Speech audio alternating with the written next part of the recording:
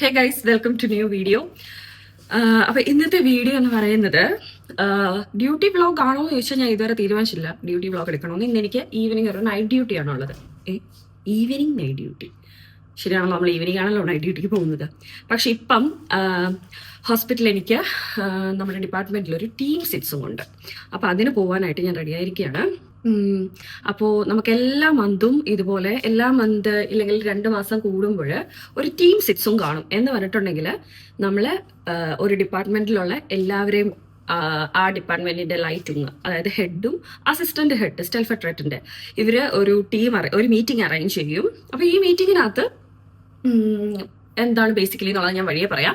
അപ്പോൾ അതാണ് ഇന്നത്തെ വീഡിയോ. ഞാനപ്പം ഹോസ്പിറ്റലിലേക്ക് പോകുന്ന സമയത്തുള്ള ഓരോ വിശേഷങ്ങളും കാര്യങ്ങളും, പിന്നെ ഇന്ന് ഈവനിങ് എനിക്കൊരു നൈറ്റ് ഡ്യൂട്ടിയാണ്. അപ്പോൾ അതൊക്കെയാണ് ഇന്നത്തെ വീഡിയോ മെയിനായിട്ട്. അപ്പോൾ ഞാൻ പോകാനായിട്ട് റെഡിയായി. ഇതാണ് എൻ്റെ ഔട്ട്ഫിറ്റ്. ഇന്നിവിടെ 31 ഡിഗ്രിയാണ് ടെമ്പറേച്ചർ. അപ്പോൾ അത്യാവശ്യം നല്ല ചൂടുണ്ട്. ഒരു സിമ്പിൾ ആൻഡ് ഹമ്പിൾ എന്നാണെങ്കിൽ പറയാം. ഒരു ഡ്രസ്സാണ്. പക്ഷെ ട്വിസ്റ്റ് എന്താണെന്ന് വെച്ചാൽ, ഈ ടോപ്പ് ഞാൻ ന്യൂയോർക്കറിൽ നിന്ന് വാങ്ങിയതാണ് കേട്ടോ. ഒരു 1 മന്ത് മുന്നേ ഞാൻ ജസ്റ്റ് ചുമ്മാ റാൻഡമായിട്ട് പോയപ്പോൾ കണ്ടപ്പോൾ ഇഷ്ടപ്പെട്ട് വാങ്ങിയതാണ്. എൻ്റെ ഒരു പ്രശ്നം എന്താണെന്നറിയോ, ഇപ്പോൾ എനിക്കൊരു ധാരണയുണ്ട് എനിക്ക് സ്മോൾ സൈസാണ് ഫിറ്റ് എന്ന്, അതെല്ലാ ഡ്രസ്സിലും. അപ്പോൾ ഞാൻ ഓൺലൈൻ ഓർഡർ ചെയ്യുമ്പോഴും എല്ലാം എനിക്ക് സ്മോൾ സൈസാണ് ഫിറ്റ്. പക്ഷെ ഞാൻ എന്താണെന്ന് വെച്ചാൽ ഇപ്പം ഞാൻ അങ്ങനെ ഫിറ്റ് ചെയ്ത് നോക്കിയില്ല. ട്രയൽ റൂമിൽ ഒന്നും ഞാൻ ഫിറ്റ് ചെയ്ത് നോക്കില്ല. അതാണ് എൻ്റെ ഒരു പ്രശ്നം. കണ്ടു, ഇഷ്ടപ്പെട്ടു, എടുത്തു. എനിക്കിങ്ങനെ ഇട്ട ഡ്രസ്സ് മാറി കഴിയുമ്പോൾ നമ്മൾ മുടി കെട്ടിയിരിക്കുന്നത് പോകും, അത് പോകും, ഇത് പോകും. അതുകൊണ്ട് എനിക്കൊരു ധാരണയാണ് ഇതെനിക്ക് ഫിറ്റ് ആകും എന്ന് പറഞ്ഞ് ഞാൻ എവിടെയെങ്കിലും പുറത്ത് പോകുമ്പോഴായിരിക്കും പിന്നെ ആ ഡ്രസ്സ് എടുക്കുന്നത്, ആ കവറിൽ നിന്ന് എടുക്കുന്നത്. അങ്ങനെ പണി കിട്ടിയ ഒരു ദിവസമാണ് എനിക്കിന്ന്. ഈ ഒരു ഡ്രസ്സ് ഭയങ്കര ഒരു ബ്യൂട്ടിഫുൾ കേട്ടോ, ഒരു വൈറ്റ് ടോപ്പാണ്. ഇതിനകത്തൊരു ഇന്നർ ഞാൻ ഒരു ബ്രാലറ്റാണ് ഇട്ടിരിക്കുന്നത്, വൈറ്റ്. പക്ഷെ ഇതിന് എസ് സൈസാണ് ഞാൻ വാങ്ങിയത്. ഞാനിപ്പോൾ അത് ഇടാൻ നേരം എനിക്ക് ഇവിടുന്ന് അങ്ങോട്ടും ഇങ്ങോട്ടും എത്തുന്നില്ല, സൈസ് പാകമാകുന്നേ ഇല്ല. ഞാൻ വിചാരിച്ചു എനിക്ക് ഭയങ്കര ഇഷ്ടപ്പെട്ട് ഞാൻ വാങ്ങിയ ഒരു വൈറ്റ് ഡ്രസ്സാണിത്. പക്ഷെ ഇതെനിക്ക് ഫിറ്റ് ആവുന്നില്ല. അപ്പം എനിക്ക് എപ്പോഴും ഒരു ഇതുണ്ടായിരിക്കും, ഞാൻ എവിടെയെങ്കിലും പോകാനാണെങ്കിൽ ഞാൻ ഇന്ന ഡ്രസ്സ് ഇടും, ഇന്ന ഔട്ട്ഫിറ്റ് ആയിരിക്കണം എന്നൊക്കെ. എനിക്ക് എല്ലാം എവിടെ പോയാലും എനിക്കൊരു പ്ലാൻ ഉണ്ട്. എന്നിട്ട് അത് ആ രീതി നടന്നില്ലെങ്കിൽ എൻ്റെ ആ ഡേ പോകും. പിന്നെ എനിക്ക് എല്ലാത്തിനും ഒരു പടിയായിരിക്കും. പക്ഷെ ഇന്ന് ഞാൻ എന്ത് ചെയ്തെന്ന് വെച്ചാൽ, ഞാൻ പെട്ടെന്ന് തന്നെ, ഞാൻ സിറ്റിയിൽ തൊട്ടടുത്താണ് താമസിക്കുന്നത്, ഞാൻ പെട്ടെന്ന് തന്നെ ഈ ടോപ്പ് എടുത്ത്, എൻ്റെ കയ്യിൽ പ്രൈസ് ടാഗ് ഉൾപ്പെടെ ഉണ്ടായിരുന്നു. ഞാൻ പറയില്ലേ, ഞാൻ കൂടിൽ നിന്നും വെളിയിൽ എടുത്തിട്ടില്ല. ഞാൻ ന്യൂയോർക്കറിൽ പോയി, ഞാൻ പറഞ്ഞു എനിക്കിത് പാകമാകത്തില്ല, എനിക്ക് ഒരു സൈസ് ഗ്രോസർ വേണം എന്ന് പറഞ്ഞു. അപ്പം ഞാൻ M ആണ് നോക്കിയത്. പക്ഷെ അവരുടെ അടുത്ത് L മാത്രമേ ഉണ്ടായിരുന്നുള്ളൂ. ഭാഗ്യത്തിന് ഞാൻ നോക്കുമ്പോൾ എനിക്ക് L ഫിറ്റ്. ഈ ടോപ്പ് എനിക്ക് L ഫിറ്റ്. പക്ഷെ എനിക്ക് എവിടെയും ഒരു ലക്ക് കാണും, അതാണ്. അപ്പം ഞാൻ റെഡിയായി. അപ്പം ഞാൻ പോകട്ടെ. ബാക്കി വിശേഷങ്ങളൊക്കെ നമുക്ക് വഴിയെ കാണാം. എല്ലാവർക്കും എൻ്റെ പുതിയൊരു വീഡിയോയിലേക്ക് വെൽക്കം ബാക്ക്. അപ്പം ഞാൻ പറഞ്ഞു തന്നെ, ടീം സിറ്റ്സിങ് നമുക്കിവിടെ ഉണ്ടല്ലോ. അതായത് ജർമ്മൻ ഹോസ്പിറ്റൽസിൽ, ഞാൻ എൻ്റെ ഹോസ്പിറ്റലിലെ കാര്യം പറയുകയാണ്, എല്ലാം കറക്റ്റ് അപ് ടു ഡേറ്റ് ആണ്. ഇപ്പോൾ ഒരു ഡിപ്പാർട്ട്മെൻറ്റിൽ എല്ലാ മന്ത്ലി വൺസ് ഇല്ലെങ്കിൽ 6 മന്ത് കൂടുമ്പോൾ ഒരു തവണ, ഇപ്പം ICUവിലെ എല്ലാ മന്തും ഒരു ടീം സിറ്റ്സും കാണും. അപ്പോൾ ഈ ടീം സിറ്റ്സിങ്ങിൽ ഒന്നെങ്കിൽ നമ്മുടെ ഹെഡോ ഇല്ലെങ്കിൽ നമ്മുടെ സ്റ്റെൽഫട്രേറ്റിൻ്റെ അസിസ്റ്റൻ്റ് ഹെഡോ ആയിരിക്കും വരിക. മെയിനായിട്ട് പറയേണ്ടത് പുതിയ അപ്ഡേറ്റ്സുകൾ എന്തെങ്കിലും ഉണ്ടെങ്കിൽ, ഇല്ലെങ്കിൽ ഇപ്പോൾ ഈ കഴിഞ്ഞു പോയ വീക്കുകളിൽ എന്തെങ്കിലും എന്താ പറയുക, നമ്മുടെ ഭാഗത്ത് നിന്ന് എന്തെങ്കിലും മിസ്റ്റേക്സോ ഇല്ലെങ്കിൽ നമ്മൾ ഇമ്പ്രൂവ് ചെയ്യേണ്ട കാര്യങ്ങളോ അങ്ങനെയുള്ള എന്തെങ്കിലും ഒക്കെ, പിന്നെ ഹൈജീൻ്റെ പുതിയ സ്റ്റാൻഡേർഡ്സ് കാര്യങ്ങൾ, ഇങ്ങനെയുള്ള കാര്യങ്ങളെല്ലാമാണ് നമ്മളോട് പറയാറ്. ഇനി ഇത് കൂടാതെ നമുക്ക് എല്ലാ മിറ്റാബൈറ്ററിനും എല്ലാ കൊളീഗ്സിനും ഈ പറയുന്ന ഹെഡായിട്ട് ഒരു മിറ്റാബൈറ്റ് ഗസ്ട്രേഷനും, അതായത് നമ്മുടെ ഹെഡും നമ്മളും തമ്മിലൊരു മീറ്റിങ് ചിലപ്പോൾ എല്ലാ മന്തും ചിലപ്പോൾ മന്ത്ലി വൺസ് കാണും, ഇല്ലെങ്കിൽ ഈ പറയുന്ന പോലെ 6 മാസം കൂടുമ്പോൾ ഒരു മീറ്റിംഗ് കാണും. നമ്മളെ അവർ നേരത്തെ അറിയിക്കും, ഇന്ന ദിവസം ഇന്ന സമയം. അതനുസരിച്ച് അവർ നമ്മുടെ ഒരു 50 മിനിറ്റ്സോ അല്ലെങ്കിൽ ഒരു ഹാഫ് അവറോ വരുന്ന ഒരു എന്താ പറയുക, ഒരു കോൺവെർസേഷനാണ്. അപ്പോൾ അതിനകത്ത് നമുക്ക് പറയാം, നമ്മുടെ ബുദ്ധിമുട്ടുള്ളവരോട് പറയാം, നമ്മുടെ വിഷസ് എന്താണ്, നമ്മുടെ പ്ലാൻസ് എന്താണ്, അവരെ നമുക്ക് എല്ലാ കാര്യങ്ങളും അറിയിക്കാം. നമുക്ക് എന്തെങ്കിലും ബുദ്ധിമുട്ടുണ്ടോ അല്ലെങ്കിൽ പറയാണ് ഇനി എനിക്ക് നൈറ്റ് കുറച്ച് മതി, എനിക്ക് കുറച്ച് സ്ട്രെസ് കൂടുതലാണ്, ഇങ്ങനെയുള്ള കാര്യങ്ങളെല്ലാം നമുക്ക് അവരെ അറിയിക്കാം. ഇതെനിക്കൊരു ഭയങ്കര പ്ലസ് പോയിന്റ് ആയിട്ടാണ് കാണുന്നത്. ഈ വീഡിയോ കാണുന്ന നമ്മുടെ കേരളത്തിലെ നഴ്സസ് ഉണ്ടെങ്കിൽ നിങ്ങൾ പറയുക കേട്ടോ, നിങ്ങൾക്ക് ഇതുപോലെ കാര്യങ്ങളൊക്കെ നാട്ടിലുണ്ടോ എന്നുള്ളത്. എനിക്കറിയില്ല, കാരണം നാട്ടിൽ ഞാൻ നഴ്സിംഗ് എൻ്റെ ഹൗസ് ബിൽഡിങ്ങും അതായത് എൻ്റെ സ്റ്റുഡൻറ്റ് പീരീഡിലാണ് ഞാൻ ക്ലിനിക്കൽ പോസ്റ്റിങ്ങിന് മാത്രമേ ഞാൻ നാട്ടിലെ ഹോസ്പിറ്റൽസിൽ ഡ്യൂട്ടി ചെയ്തിട്ടുള്ളൂ. അതുകൊണ്ട് അപ്പോൾ എനിക്ക് അറിയില്ല എങ്ങനെയാണെന്നുള്ളത്. പക്ഷേ ഇവിടെ ഇത് മസ്റ്റാണ്. പിന്നെ ഇത് കൂടാതെ തന്നെ നമുക്ക് ചിലപ്പോൾ ഇയർലി വൺസൊക്കെ നമുക്ക് ഇവിടുത്തെ PDL, അതായത് ഫ്ലേഗർ ഡിറക്സിയോണുമായിട്ട് നമുക്കൊരു കോൺവെർസേഷനൊക്കെ കാണും. എന്താ ഇനി ഫ്യൂച്ചർ പ്ലാൻ, വൈറ്റ് ബിൽഡിങ് ചെയ്യാനൊക്കെ പ്ലാൻ ഉണ്ടോ, എങ്ങനെ പോകുന്നു വർക്ക്, നീ എല്ലാം ഉണ്ടോ, ഓക്കെ ആണോ, എല്ലാം നമുക്കിവിടെ അവരുടെ അടുത്ത് ഓപ്പണായിട്ട് പറയാം. അതുപോലെ തന്നെ ഗൈസ്, നിങ്ങൾ അറിഞ്ഞോ ജർമ്മനിയിലൊരു പുതിയ ലോ വരാൻ പോവുകയാണ് നമ്മുടെ ക്രാങ്ക് ഷ്രൈബിങ്ങിനെ പറ്റി. അതായത് ഇപ്പോൾ റൂൾ അനുസരിച്ച് ഇപ്പോൾ ഓരോ ആർബൈറ്റ്ഗേബറുടെ അടുത്തും നമുക്ക് പല റൂൾസ് ആയിരിക്കും. എൻ്റെ ഹോസ്പിറ്റലൊക്കെ നമുക്ക് ക്രാങ്ക് മെൽഡും, അതായത് ഡോക്ടറിനെ മെഡിക്കൽ സർട്ടിഫിക്കറ്റ് ഇല്ലാതെ 3 ദിവസം വരെ നമുക്ക് ലീവ് എടുക്കാൻ പറ്റും. അങ്ങനെയായിരുന്നു ഇത്ര നാളും വരെ. നെക്സ്റ്റ് ഇയർ തൊട്ട് 2027 മുതലാണെന്ന് ഞാൻ കേട്ടു. ഇതുവരെ അത് അപ്രൂവൽ ആയിട്ടില്ല. നമുക്ക് ഫസ്റ്റ് ഡേ ഓൺവേർഡ്സ് ഡോക്ടറിൻ്റെ ക്രാങ്ക് ഷ്രൈബും വേണം, മെഡിക്കൽ സർട്ടിഫിക്കറ്റ് വേണം. അതുപോലെ തന്നെ നമുക്ക് ഡോക്ടറിനെ ഇപ്പം ടെർമിൻ എടുക്കാനായിട്ട് അതായത് അക്യൂട്ട് ഡിസീസസ്, ചുമ, പനി, ഇങ്ങനെയുള്ള കാര്യങ്ങൾക്ക് ടെലഫോൺ വഴി നമുക്ക് ക്രാങ്ക് ഷ്രൈബും എടുക്കാനായിട്ടും പറ്റില്ല. നമ്മളതിന് ഡോക്ടറിനെ ഡയറക്റ്റ് നേരിട്ട് കണ്ട് വേണം ക്രാങ്ക് ഷ്രൈബും എടുക്കാനെന്ന്. ഇത് എനിക്കറിയില്ല ഇത് അപ്രൂവൽ ആവോ ഇല്ലയോ എന്നുള്ളത്. പക്ഷേ ഇങ്ങനെയൊരു കെട്ടുകേൾവിയാണ്. പുതിയ ലോ വരാൻ പോവുകയാണ്. കാരണം വർക്ക് പ്ലേസിലുള്ള എംപ്ലോയീസിൻ്റെ എന്താ പറയുക, സ്റ്റെബിലിറ്റി കൂട്ടാൻ വേണ്ടി, മെയിൻറ്റെയിൻ ചെയ്യാൻ വേണ്ടിയാണ് ഈ പറയുന്ന വർക്ക് പ്ലേസിലുള്ള പേഴ്സണൽ ഹൗസ്ഫാൾ കുറയ്ക്കാൻ വേണ്ടിയാണ് എന്നൊക്കെയാണ് പറയുന്നത്. എനിവേ, നമുക്ക് കണ്ടറിയാം. അപ്പോൾ എത്ര പേര് ഈ ലോയെ എന്താ പറയുക എഗ്രി ചെയ്യുന്നു, നിങ്ങൾ സപ്പോർട്ട് ചെയ്യുന്നു, എത്ര പേർക്ക് ഇതൊരു ബുദ്ധിമുട്ടായി തോന്നി എന്നുള്ളത് വീഡിയോ കണ്ടു കഴിയുമ്പോൾ നിങ്ങൾ കമൻറ്റ് ചെയ്യാം കേട്ടോ. അപ്പോൾ ഞാൻ ഇനി ഹോസ്പിറ്റലിൽ ചെന്നിട്ട് ടീം സിറ്റ്സിങ്ങനെ എന്തൊക്കെയാണ് പറഞ്ഞതെന്നുള്ളത് ഒക്കെ പറയാം. അങ്ങനെ മീറ്റിംഗ് എല്ലാം കഴിഞ്ഞു. കുറേ പുതിയ കാര്യങ്ങൾ പറഞ്ഞു കേട്ടോ.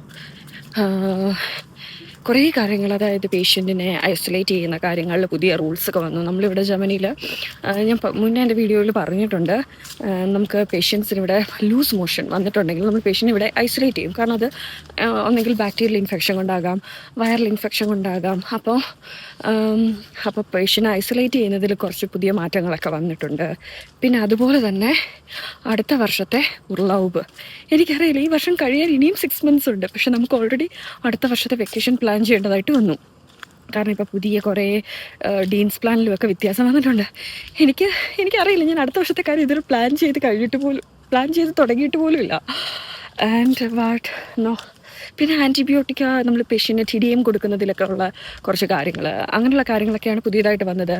പിന്നെ ഇപ്പോൾ പേഷ്യൻറ്റിന് ഇപ്പം പ്ലോറാ ഡ്രെനാജ്, അതായത് പേഷ്യൻ്റ് എന്താ പറയുക ന്യൂമോതൊറാക്സ് ഒക്കെ കാരണം നമ്മൾ ട്യൂബ് ഇടുമല്ലോ ചെസ്റ്റിൽ, അപ്പോൾ അതിന് പുതിയ തരത്തിലുള്ള ഡ്രെനാജ് വന്നിട്ടുണ്ട്. ഞാനിപ്പോൾ ഉണ്ടല്ലോ, എനിക്ക് സംസാരിക്കുമ്പോൾ എനിക്ക് പഴയ, അതായത് ഇംഗ്ലീഷ് ചില പ്രൊനൗൺസിയേഷൻ എങ്ങനെയാണെന്ന് ഞാൻ ശരിക്കും മറന്നുപോയി. ഇപ്പം ഡ്രെനാജ്, അപ്പം ഞാനിങ്ങനെ ആലോചിക്കുമായിരുന്നു, അയ്യോ ഇനി ഇംഗ്ലീഷ് പ്രൊനൗൺസിയേഷൻ എന്താണെന്നുള്ളത്. അതിവിടെ ജർമ്മനിയിൽ വന്ന് ഒരു 1 year ഒക്കെ കഴിയുമ്പോൾ സ്വാഭാവികമായിട്ടും എല്ലാവർക്കും വരുന്നൊരു പ്രശ്നമാണ്, നമ്മൾ ഇംഗ്ലീഷ് പ്രൊനൗൺസിയേഷൻ കംപ്ലീറ്റ്ലി മറന്നുപോകും. അതുപോലെ തന്നെയുണ്ടല്ലോ, ശരിക്കും ആക്ച്വലി ഇതെനിക്ക് ടീം മീറ്റിങ്ങിന് പോകേണ്ട ആവശ്യമില്ലായിരുന്നു.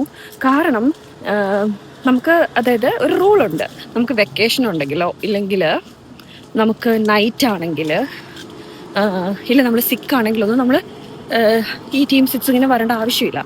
കാരണം ഇതിൻ്റെ പ്രോട്ടോക്കോൾ പിന്നെ ഇറങ്ങും, നമ്മളത് വായിച്ച് നോക്കിയിട്ട് സൈൻ ചെയ്താൽ മതി. ഇപ്പോൾ ഇവരെന്തൊക്കെയാണോ പറഞ്ഞത് അതൊരു പ്രോട്ടോക്കോൾ ഉണ്ടാക്കും. ഈ ടീം മീറ്റിങ്ങിൽ പറഞ്ഞ കാര്യങ്ങളും പിന്നെ നമുക്ക് എന്തെങ്കിലും അഭിപ്രായങ്ങളുണ്ടെങ്കിലും അതെല്ലാം. പക്ഷെ ഞാൻ ചുമ്മാ പോയെന്നേ ഉള്ളൂ. എന്തായാലും ഇപ്പം നൈറ്റ് കഴിഞ്ഞ് ഞാൻ ഇരിക്കുകയായിരുന്നെങ്കിൽ ഞാൻ പോയില്ലായിരുന്നു. കാരണം ഇതിൻ്റെയൊക്കെ റെസ്റ്റ് ചെയ്യേണ്ട ടൈമല്ലേ. അങ്ങനെ അപ്പോൾ ഗൈസ്, നമ്മളിനി എന്ത് ചെയ്യും, നമുക്കിനി ജസ്റ്റ് ന്യൂയോർക്ക് വരെ ഒന്ന് പോകാം. കാരണം ഇവിടെ ഇപ്പം എല്ലായിടത്തും സമ്മർ സെയിൽ നടക്കുകയാണ്. അപ്പോൾ ഞാൻ കഴിഞ്ഞ സെഷനമ്മ പോയിട്ടുണ്ടായിരുന്നു, ഒന്നുമില്ല, എല്ലാം അവർ സെയിലിനിട്ടിരിക്കുകയാണ്. എനിക്ക് നോക്കിയിട്ടൊന്നും കണ്ടില്ല. ഞാനിപ്പോൾ കുറച്ച് മുന്നേ ഈ ടോപ്പ് മാറാൻ പോയപ്പോൾ ന്യൂയോർക്കിൽ കുറേ കളക്ഷൻസ് കിടക്കുന്ന കണ്ടു. അപ്പോൾ നമുക്ക് ജസ്റ്റ് ഒന്ന് പോയി നോക്കാം. ഞാനിവിടെ ഞാൻ പറഞ്ഞില്ല, ഇപ്പോൾ ഇന്നിവിടെ 31 ഡിഗ്രിയാണ് ടെമ്പറേച്ചർ എന്നുള്ളത്. സൺലൈറ്റ് സഹിക്കാൻ പറ്റില്ല, നമുക്ക് ടാൻ അടിക്കും. അതുപോലെയാണ്. ഞാൻ അതുകൊണ്ട് കുട ചൂടും. തസ്മിയേക്കാൾ ഞാൻ എന്നിട്ട് ഇവിടെ ഇങ്ങനെ നല്ല ചൂടും വരുന്ന ദിവസങ്ങളിൽ എനിക്ക് വയ്യ ഈ വെയിലും കൊണ്ട് ഡ്യൂട്ടിക്ക് പോകാനായിട്ട്. ഞാൻ എന്ത് ചെയ്യുന്നത് വെച്ചാൽ ഞാൻ കുട ചൂടും. നമ്മുടെ നാട്ടിലൊക്കെ എല്ലാവരും അങ്ങനെ തന്നെയല്ലേ. പക്ഷെ ഇവിടെയുള്ള ആൾക്കാർക്ക് നമ്മൾ ഈ വെയിലത്ത് കുട ചൂടുന്നത് കാണുമ്പോൾ ഭയങ്കര അത്ഭുതമാണ്. എന്നിട്ട് ഒരു ദിവസം ഒരു സ്ത്രീ എൻ്റെ അടുത്ത് പറയാണ്, അത് തന്നെ ടൊള്ള ഇടേ. ഞാൻ വിചാരിച്ചു എന്ത്, അതായത് റേഗൻ സ്ട്രീം എന്ന് പറയുന്നത് ഇവര് മഴ വരുമ്പോൾ മാത്രം ഉപയോഗിക്കുന്നതാണ്, മനസ്സിലായില്ലേ? പക്ഷെ അതിന്റെ ലോജിക്ക് എനിക്ക് മനസ്സിലാവുന്നില്ല. സൺലൈറ്റ് ഉള്ളപ്പോഴും നമുക്കിത് ഉപയോഗിക്കാം. ഇപ്പൊ ഞാനപ്പോൾ തിരിച്ചു ചോദിച്ചു, നമ്മളിപ്പോൾ കഫറ്റീരിയയിലൊക്കെ പോകുമ്പോൾ സമ്മറിൽ പുറത്തിരുന്ന് കഴിക്കുന്നു, പക്ഷെ നമ്മളിതുപോലെ ഈ അംബ്രല്ലയുടെ കീഴിലിരുന്നല്ലേ നമ്മൾ പുറത്തിരുന്ന് ഫുഡും കാര്യങ്ങളൊക്കെ ഡ്രിങ്ക്സ് കഴിക്കുന്നതൊക്കെ. അങ്ങനെയാണ് ഒരു വെയിലത്ത് പോയിരുന്ന് നമുക്ക് ഡ്രിങ്ക്സ് കഴിച്ചാൽ പോരെ. അതാണ് നമ്മളിപ്പോൾ എന്താ പറയുക, എനിക്ക് പറ്റില്ല ഇതുപോലെ ഈ ഒരു വെയിലും കൊണ്ട് ടാൻ അടിച്ച് പോരായിട്ട്. ഞാൻ ഇതിനു വേണ്ടിയല്ല എൻ്റെ സ്കിൻ കെയറും കാര്യങ്ങളൊക്കെ ചെയ്തത്. സമ്മർ ആയിട്ടുണ്ടെങ്കിൽ ജർമ്മനിയിലെ ആൾക്കാർ പൊതുവെ കാറിൻ്റെ ഉപയോഗം വളരെ കുറവാണ്. എല്ലാവരും ഇലക്ട്രിക് സൈക്കിൾ, നോർമൽ സൈക്കിളാണ് ഉപയോഗിക്കുന്നത്. ഇതുപോലെ കുട്ടികളൊക്കെ ഉള്ളവരാണെങ്കിൽ അവർ സൈക്കിളിന് പുറകിൽ ബേബി സീറ്റ്സ് ഇല്ലെങ്കിൽ സൈക്കിൾ അറ്റാച്ച്മെന്റ് ഒക്കെ പിടിപ്പിക്കും. വളരെ രസമാണ് അത് കാണാനായിട്ട്. ഞാൻ അങ്ങനെ അതേ ന്യൂയോർക്കിൽ വന്നിരിക്കുകയാണ്. അപ്പോൾ ഈ വീഡിയോ കാണുന്ന നിങ്ങൾ നാട്ടിൽ നിന്ന് ജർമ്മനിയിലേക്ക് വരാനിരിക്കുന്നവരൊക്കെ ആണെങ്കിൽ വെറുതെ നാട്ടിൽ നിന്നും ഒരു ലോഡ് ഡ്രസ്സൊക്കെ ആയിട്ട് വരേണ്ട കാര്യമില്ല. നിങ്ങൾക്ക് ഇവിടെ വന്നിട്ടുണ്ടെങ്കിൽ ഇതുപോലുള്ള ഷോപ്പുകൾ H&M, ന്യൂയോർക്കിൽ നിന്നൊക്കെ നിങ്ങൾക്ക് ഡ്രസ്സുകൾ വാങ്ങാവുന്നതാണ്. നമുക്ക് അഫോർഡബിൾ ആയിട്ടുള്ള ഡ്രസ്സുകളും അവൈലബിൾ ഒക്കെയാണ്. ഞാനിത് പറയാൻ കാരണം, ഞാൻ വന്നിരുന്ന സമയത്ത് ഒരു ലോഡ് ഡ്രസ്സസ് ഒക്കെ ആയിട്ടാണ് വന്നത്. ആ ഡ്രസ്സിലൊക്കെ പകുതിയും കൂടുതൽ ഞാൻ ഇട്ടിട്ട് പോലും ഇല്ല. ഞാൻ വെറുതെ ഇപ്പം എൻ്റെ ഗ്യാരേജിലൊക്കെ കയറ്റി ഞാൻ വെച്ചിരിക്കുകയാണ്. ഞാൻ തൊട്ടിട്ടില്ലാത്ത ഡ്രസ്സുകൾ വരെ ഉണ്ട്. അപ്പോൾ ആ ഡ്രസ്സ് പാക്ക് ചെയ്യേണ്ട സ്ഥാനത്ത് വരെ ഞാൻ ഫുഡ് ഐറ്റംസ് മാറ്റിയിട്ടാണ് ഞാൻ ഇങ്ങോട്ട് കൊണ്ടുവരാൻ ഡ്രസ്സുകളായിട്ട് വന്നത്. ഇവിടെ ഇതുപോലെ കുറേ ബേസിക് ആയിട്ടുള്ള മിനി ടീസും അതുപോലെ ലോങ് ഓവർ സൈസ് ടീഷർട്ട്സ് കാര്യങ്ങളൊക്കെ ഉണ്ട്. പക്ഷേ എനിക്കങ്ങനെ വലിയ കാര്യമായിട്ടൊന്നും അങ്ങനെ എടുക്കണമെന്ന് തോന്നിയില്ല. ഇനി മുകളിൽ അപ്സ്റ്റേഴ്സിൽ ഇതുപോലെ കുറെ കൂടെ അവർ സമ്മർ സെയിൽസ്, പിന്നെ ജീൻസ്, ഡെനിമിന്റെ കളക്ഷൻസ് ഒക്കെ മുകളിലാണ് നമുക്ക് കാണാവുന്നത്. എനിക്കൊരു സമയത്ത് ഏതെങ്കിലും ഒരു പ്രത്യേക കളറിനോടായിരിക്കും ഒബ്സഷൻ. അങ്ങനെയുള്ളപ്പോൾ ഞാൻ ആ കളർ മാത്രമേ ചൂസ് ചെയ്തെടുക്കുള്ളൂ. ഇപ്പം നിലവിൽ എൻ്റെ ഒബ്സഷൻ എന്ന് പറയുന്നത് വൈറ്റ് ആണ്. ഒരു സമയത്ത് ഫുള്ള് ബ്ലാക്ക് ബ്രൗൺ ആയിരുന്നു. അങ്ങനെ ഒരു വാർഡ്രോബ് ഫുൾ നോക്കിയിട്ടുണ്ടെങ്കിൽ നിങ്ങൾക്ക് കാണാം ഒരു കുറേ അധികം ഡ്രസ്സുകൾ ബ്ലാക്കും ബ്രൗണും ആയിരിക്കും. ഇവിടെ ഇതുപോലുള്ള സമ്മർ ഷോർട്സുകൾക്ക് നല്ല ഓഫർ വന്നിട്ടുണ്ട് കേട്ടോ. നമുക്ക് സമ്മറിൽ ഇടാൻ പറ്റിയ ഭയങ്കര കംഫി ആയിട്ടുള്ള ഷോർട്സുകൾ. എന്നാണ് ഈ സമ്മർ സെയിൽ തുടങ്ങിയതെന്ന് എനിക്ക് അറിയില്ല. കാരണം ഇവിടെ ഇപ്പം വന്ന കളക്ഷൻസ് ഒന്നും ഇല്ല കേട്ടോ. ഈ ലാസ്റ്റ് മിനിറ്റ് സെയിൽ എന്ന് പറയുന്ന പോലാണ്.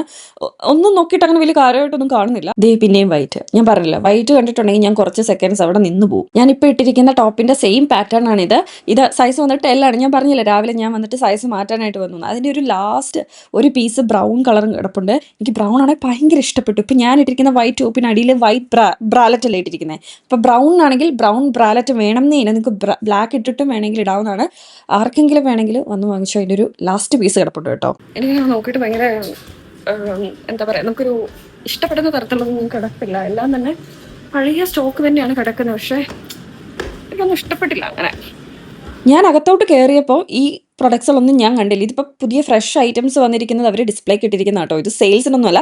കുറേ പോൾക്ക ഡോട്ട്സിൻ്റെ ചെറിയ മിനി ഡ്രസ്സസ് വന്നിട്ട് നല്ല ഭംഗിയുണ്ടായിരുന്നു കാണാനായിട്ട്. ഇതാണ് ഞാൻ താമസിക്കുന്ന സിറ്റിയിലെ ബർഗർ ബ്യൂറോ. അതായത് ഇവിടുത്തെ ഒരു സിറ്റിസൺസ് ഓഫീസാണ്, ഗവൺമെൻറ് ഓഫീസാണ്. നമുക്ക് ഇവിടെയാണ് നമ്മൾ എല്ലാ കാര്യത്തിനും, നമ്മുടെ ലൈസൻസിൻ്റെ കാര്യം നമ്മൾ ഷിഫ്റ്റ് ചെയ്താൽ, പുതിയ അഡ്രസ്സ് രജിസ്റ്റർ ചെയ്യാനും, നമ്മുടെ പാസ്പോർട്ട് ചേഞ്ചിങ്, അങ്ങനെയുള്ള എല്ലാ കാര്യത്തിനും വരുന്ന ഓഫീസാണിത്. പക്ഷെ ഞാനിവിടെ വന്നിരിക്കുന്നത് നമുക്കിവിടെ ഫ്രീ ആയിട്ട് വേസ്റ്റ് ഡിസ്പോസ് ചെയ്യാനായിട്ടുള്ള യെല്ലോ കവർ കിട്ടും. ഒരാൾക്ക് 2 കവർ വീതം ഫ്രീ ആയിട്ട് നമുക്ക് കിട്ടും. പക്ഷെ ഇന്നിവിടെ 12 മണി വരെ ഉള്ളായിരുന്നു ഓഫീസ്. അവർ ക്ലോസ് ചെയ്തു. പക്ഷെ ഞാനിവിടെ എപ്പോൾ സിറ്റിയിൽ ഇറങ്ങിയാലും ഞാൻ മറന്നു പോകുന്ന ഒരു കാര്യമാണ്. ഇതെല്ലാ ബർഗർ ബ്യൂറോയിലും ചെയ്യുന്ന കാര്യമാണെന്ന് എനിക്കറിയില്ല. പക്ഷെ ഞങ്ങൾ താമസിക്കുന്ന സിറ്റിയിൽ ഇവിടെ നമുക്ക് ഫ്രീ ആയിട്ട് കിട്ടും. ഇത് തൽക്കാലത്തേക്ക് ഞാൻ നിങ്ങളെ കാണിക്കാൻ വേണ്ടി ജസ്റ്റ് DM-ൽ നിന്നൊരു യെല്ലോ കവർ വാങ്ങിയതാണ് കേട്ടോ. ഇതിനകത്ത് നമുക്ക് പ്ലാസ്റ്റിക് വേസ്റ്റുകൾ ഡിസ്കാർഡ് ചെയ്യാം. അതുപോലെ ബയോ വേസ്റ്റസിനുള്ള കവർ ഇതുപോലെയാണ്. നമുക്കിവിടെ നമ്മുടെ വേസ്റ്റസ് ഇതുപോലെ സെഗ്രിഗേറ്റ് ചെയ്ത് സെപ്പറേറ്റ് ചെയ്ത് ഓരോ കൂടുകളിലാക്കിയാണ് നമ്മൾ വേസ്റ്റ് ഡിസ്കാർഡ് ചെയ്യുന്നത്. അതും ഓരോ പ്രത്യേക ദിവസങ്ങളിൽ ഇവിടുത്തെ സ്റ്റഡ്ഫർവാൾട്ടിങ്ങിൽ നിന്ന് വന്നാണ് നമ്മുടെ വേസ്റ്റസ് അവർ എടുത്തുകൊണ്ട് പോകുന്നത്. അതിലും ഈ പറഞ്ഞ ഓഫീസിൽ തന്നെയാണ് നമ്മൾ എല്ലാത്തിനും രജിസ്റ്റർ ചെയ്യുന്നത്. അപ്പോൾ ഇന്ന് വൈകുന്നേരം കൊണ്ടുപോകാനായിട്ട് ഞാൻ പാസ്ത ഉണ്ടാക്കാം എന്നാണ് ഒരു പ്ലാൻ. അപ്പോൾ ഞാൻ പാസ്ത സോസും പിന്നെ എനിക്ക് എന്താണെന്ന് അറിയില്ല, നല്ല ചൂടൊക്കെ കൂടിയപ്പോൾ ഐസ്ക്രീം കഴിക്കാനായിട്ട് ഒരു പൂതി. അപ്പോൾ ഞാൻ വിചാരിച്ചു എന്നാൽ നമുക്ക് റേവേ കയറിയിട്ട് ഒരു ഐസ്ക്രീമും കൂടെ നല്ലതെന്തെങ്കിലും നല്ല ഫ്ലേവേഴ്സ് ഉണ്ടെങ്കിൽ വാങ്ങാമെന്ന് ഓർത്തു. നേരത്തെ ഞാൻ പാസ്ത ഉണ്ടാക്കിക്കൊണ്ടിരിക്കുമ്പോൾ നമുക്കൊക്കെ അറിയാവുന്ന പോലെ ഈ മൈദക്കകത്ത് അങ്ങനത്തെ പരിപാടിയായിരുന്നു. പക്ഷേ ഇവിടെ ഒരുപാട് പാസ്ത സോസുകൾ പല ടൈപ്സ് അവൈലബിൾ ആണ് കേട്ടോ. പല ഫ്ലേവേഴ്സ്, ബസിലിക്കും വരുന്നത്, പാപ്രിക്ക വരുന്നത്, കേസ്, അതുപോലെ അങ്ങനെ കുറേ ഫ്ലേവേഴ്സ് ഉണ്ട്. അപ്പോൾ അതിന് എനിക്ക് ഏറ്റവും ഇഷ്ടം ചില്ലി, അതുപോലെ പാപ്രിക്ക, പിന്നെ ടൊമാറ്റോ, ഇതൊക്കെയാണ് എൻ്റെ ഫേവറേറ്റ് ഒരു പാസ്ത സോസുകൾ. പിന്നെ ഒരു കുക്കിംഗ് ക്രീം വാങ്ങിച്ചു. ഞാൻ ഇനി വീട്ടിൽ ചെന്നിട്ട് മിക്കപ്പോഴും ഞാൻ ഉണ്ടാക്കുന്ന ഒരു പാസ്ത ഭയങ്കര ഈസിയാണ്. ചില സമയത്ത് ഞാൻ അതിൽ ചിക്കൻ ഇടും, ചില സമയത്ത് ഞാൻ അതിൽ പ്രോൺസ് ഇടും. ഭയങ്കര ഒരു ഈസി പാസ്തയാണ്. ഞാനത് മിക്കപ്പോഴും ഡ്യൂട്ടിക്ക് പോകുമ്പോഴൊക്കെ കൊണ്ടുപോകാൻ ഉണ്ടാക്കുന്നതാണ്. അപ്പോൾ അത് ഉണ്ടാക്കുന്ന എങ്ങനെയാണോ ഞാൻ കാണിച്ചു തരാം. അതിനുശേഷം എനിക്കൊരു 2 മണിക്കൂറെങ്കിലും കിടന്ന് ഉറങ്ങണം. നല്ല ഉറക്കം വരുന്നുണ്ട്. എനിക്കറിയില്ല ഞാൻ നൈറ്റ് ഡ്യൂട്ടിക്ക് പോകുന്നതിന് ഇതിൽ ആഡ് ചെയ്യണോ, വ്ലോഗ് ഒരുപാട് നീണ്ടു പോകുമോ എന്നറിയില്ല. നമുക്ക് നോക്കാം. പക്ഷെ എനിക്കത് ക്യാപ്ചർ ചെയ്യാൻ പറ്റില്ല. ഇവിടുത്തെ പേരൻസ് ഉണ്ടല്ലോ, കുട്ടികളെ ചെറുപ്പത്തിലേ മുതൽ, അതായത് ഈ കിൻഡർ ഗാർഡനിലൊക്കെ വിട്ട് തുടങ്ങുന്നതേ മുതൽ അവരെ ഇങ്ങനെ താങ്ക്സ് പറയാനും അതുപോലെ ഓരോ ആൾക്കാരോട് എങ്ങനെ താങ്ക് ചെയ്യുക എന്നൊക്കെ പറയാനൊക്കെ ചെറുപ്പത്തിലേ പറഞ്ഞ് പഠിപ്പിക്കും.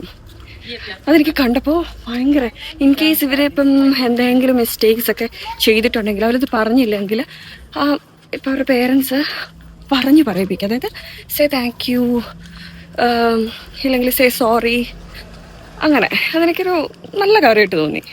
അപ്പം നമ്മുടെ നാട്ടിലും ഇങ്ങനെ ചെയ്യുന്നില്ല എന്നല്ല ഞാൻ പറഞ്ഞത്, പക്ഷെ ഇവിടെയൊക്കെ കുട്ടികളെ ചെറുപ്പത്തിലേ അത് ഇപ്പോൾ പറഞ്ഞു പഠിപ്പിക്കുന്നുണ്ട്. അന്ന് ഈ ചൂടത്ത് ഒരു കുറച്ച് സ്കൂപ്പ് ഐസ്ക്രീമും കൂടെ കഴിച്ചപ്പോൾ എന്താ സുഖം എന്നറിയോ. നല്ല ഫ്ലേവറാണ് കേട്ടോ. ഇത് ബ്രൗണി കേക്ക് ഒക്കെ വരുന്ന ഒരു ഫ്ലേവറാണ്. ഞാൻ വന്ന ഉടനെ തന്നെ കുറച്ച് പാസ്തയും, ഞാൻ പറഞ്ഞില്ലേ ചിക്കൻ ഇട്ടാണ് നീ ഉണ്ടാക്കുന്നത്, അപ്പോൾ പാസ്തയുടെ കൂടെ തന്നെ ഞാൻ കുറച്ച് ചിക്കൻ ബോയിൽ ചെയ്യാനും കൂടെ ഇട്ടു. ഞാൻ ഇങ്ങനെയാണ് ചെയ്യുന്നത്, എൻ്റെ രീതി ഇങ്ങനെയാണ്. അതുപോലെ ഇന്ന് ഞാൻ പാസ്ത അല്ല എടുത്തിരിക്കുന്നത്, എൻ്റെ പാസ്ത കഴിഞ്ഞു. പകരം ഞാൻ സ്പഗേറ്റിയാണ് എടുത്തിരിക്കുന്നത്. ഇത് ഞാൻ ഈ സെയിം വേയിൽ ഞാൻ പാസ്ത ഉണ്ടാക്കാറുണ്ട്.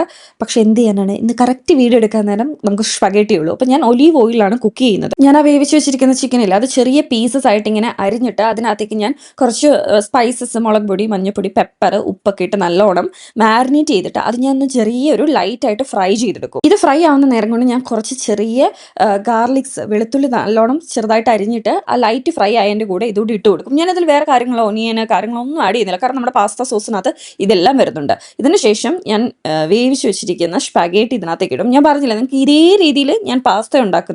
ഞാൻ എടുത്തിരിക്കുന്ന സ്പഗേറ്റിയുടെ കുറച്ച് സൈസ് അളവ് കൂടിപ്പോയി, നമുക്കതുകൊണ്ട് ഞാൻ മിച്ചമുള്ളത് ഫ്രിഡ്ജിൽ കയറ്റുകയാണ്, പിന്നെ എപ്പോഴേലും ഉണ്ടാക്കാം. ഇനി ആ ചിക്കൻ ഫ്രൈ ആയത് ഇതിലേക്കെല്ലാം ഒന്ന് പിടിച്ച് കഴിയുമ്പോൾ ഞാൻ ആ പാസ്ത സോസ് ഇതിനകത്തേക്ക് ഇട്ട് കൊടുക്കും.